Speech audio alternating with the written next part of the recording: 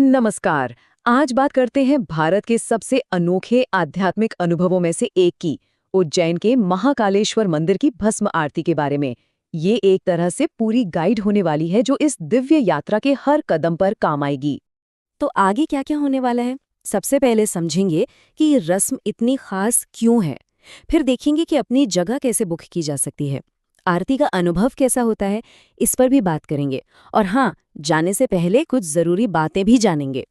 तो सबसे पहले आखिर ये भस्म आरती है क्या और क्यों इसे इतना गहरा माना जाता है? देखिए, इसमें देवता का अभिषेक होता है भस्म से, यानी पवित्र राख से। और ये जीवन और मृत्यु के चक्र का प्रतीक है, एक तरह का रोज का रिमाइंडर है ये।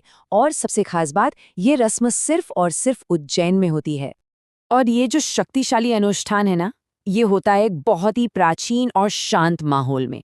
उज्जैन एक ऐसा शहर जो इतिहास और आध्यात्मिकता में जैसे पूरी तरह से डूबा हुआ है। तो चलिए अब जरा और गहराई से समझते हैं कि क्यों ये एक अनूठी रस्म है। इसका आध्यात्मिक महत्व क्या है? ये सिर्फ एक प्रार्थना नहीं है, बिल्कुल नहीं। इसे तो भगवान को जगाने का एक दिव्य रिचुअल माना जाता है। मतलब इसी से पूरे दिन की ऊर्जा तय होती है।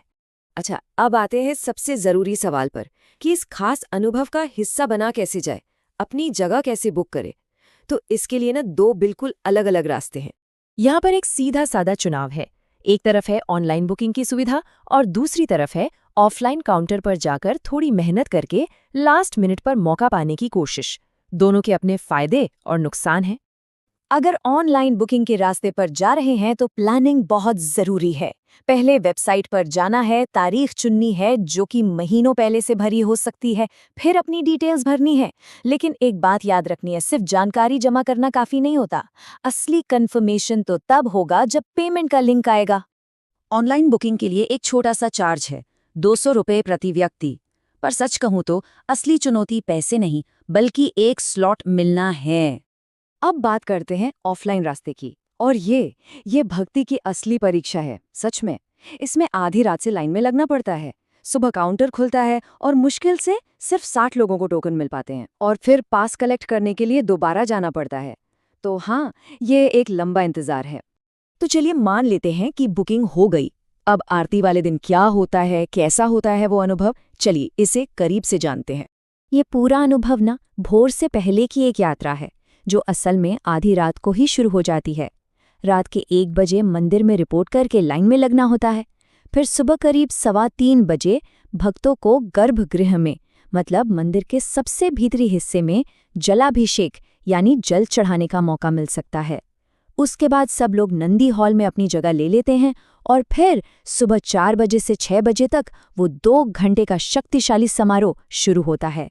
हाँ, और एक बहुत जरूरी बात, अगर गर्भगृह के अंदर जलाभिषेक के लिए जाना है तो एक बहुत ही सख्त ड्रेस कोड है जिसका पालन करना ही होता है। पुरुषों के लिए धोती और सोला और महिलाओं के लिए साड़ी।